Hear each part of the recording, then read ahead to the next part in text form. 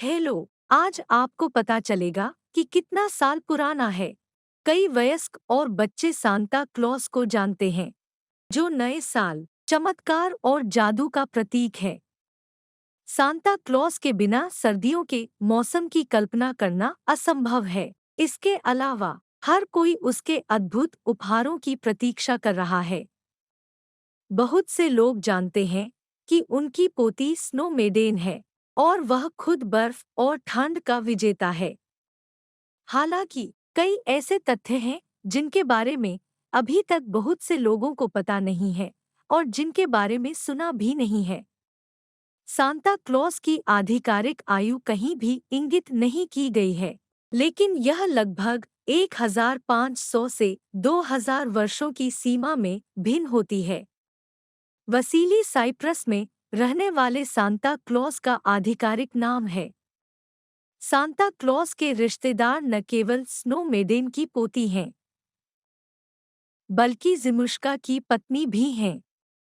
Santa Claus का अधिक ठोस और दृढ़ रूप है। सांता क्लॉस का अधिक कार्टून जैसा रूप है।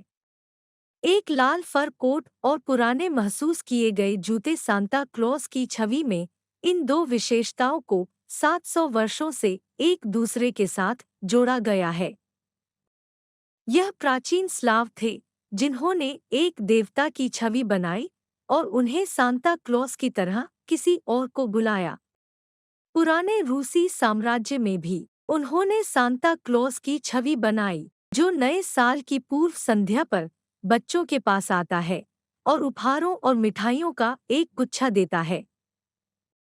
सामान्य तौर पर पुराने दिनों में सांता क्लॉस एक दयालु देवता नहीं था जिसका हर कोई इंतजार कर रहा था और वह उपहार लाता था।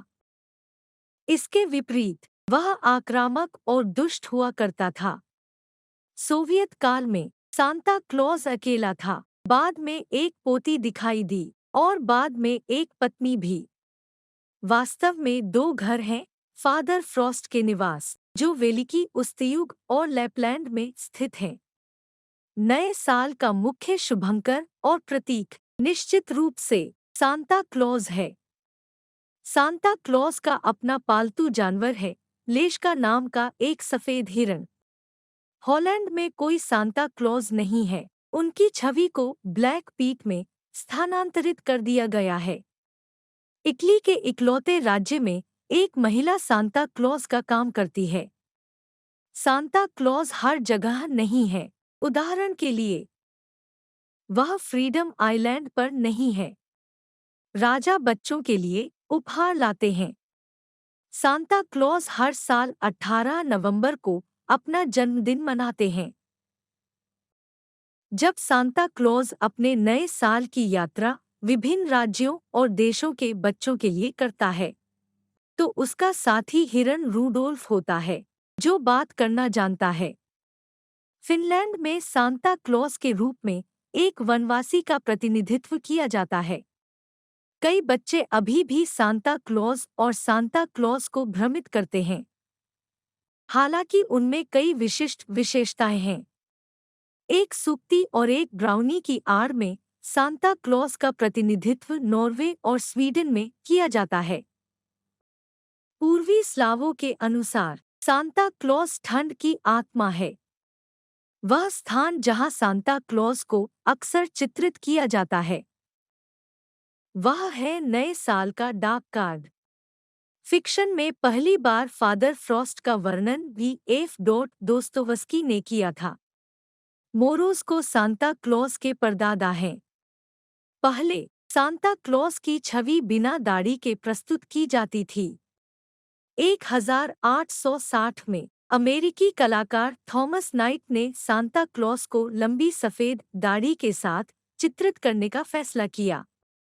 असली सांता क्लॉस के पास बेल्ट नहीं है, लेकिन वह अपने लाल फर कोट को बेल्ट से बांधता है।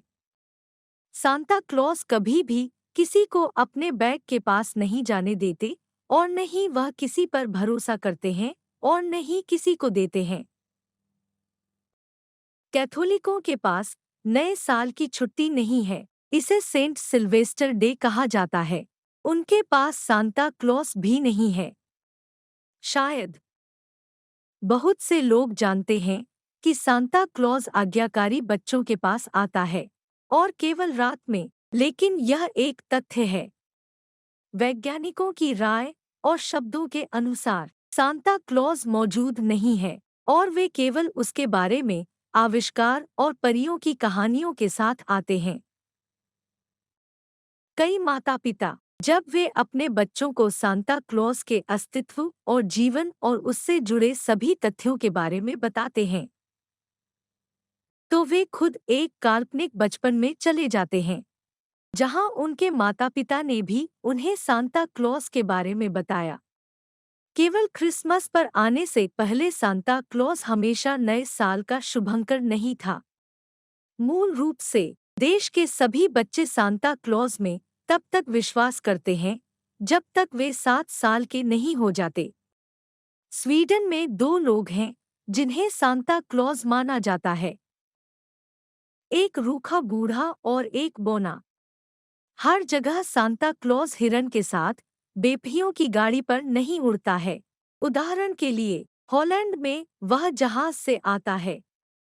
फ्रांस में सांता क्लॉज नए साल की पूर्व संध्या पर घरों की छतों पर चलते हैं और बच्चों के लिए जूते या मोजे में उपहार और मिठाई छोड़ते हैं। अगर जानकारी आपके लिए उपयोगी थी, तो आप चैनल को लाइक और सब्सक्राइब कर सकते हैं। जल्द ही फिर मिलेंगे।